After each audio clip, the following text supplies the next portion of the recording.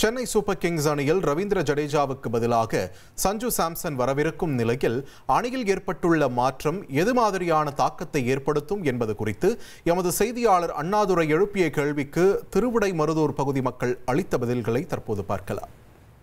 ஜடேஜாவை நம்ம விட்டு கொடுத்து சஞ்சு சாம்சனை எடுத்திருக்கிறோம்.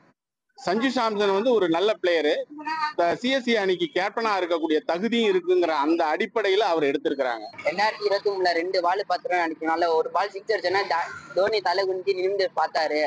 லாஸ்ட் ஒரு பால் சரியா ஆனாரு. அப்போ நைட்டு 1:30 மணி கை காலெல்லாம் விண்ணுங்குது.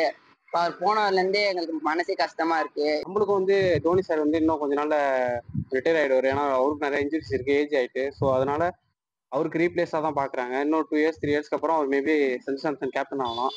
ஸோ இப்படியே போகிறது ஒரு நல்ல மூவ் தான். பட் இது ஒரு ஸ்போர்ட்ஸு, இதுக்கு நம்ம எல்லாமே அக்செப்ட் பண்ணி தான் ஆகணும். ஏன்னா ஜடேஜா எத்தனையும் மேட்ச்ல 2023 மேட்ச் கூட பாத்தீங்கன்னா லாஸ்ட் 2 பால் 10 ரன்ஸ் அடிச்சு இது பண்ணினாரு. அதனால சஞ்சு சாம்சன் எடுக்காம ஜடேஜாவே ரீட்டைன் பண்ணியிருந்தா விளையாண்டுருக்கும். டோனி இப்ப இந்த வருஷம் பாத்தீங்கன்னா கடைசி ரொம்ப ஒரு 44 இயர்ஸ் ஆயிடுச்சு. இதுக்கப்புறம் அவரால் விளையாடுறது கொஞ்சம் கஷ்டம்.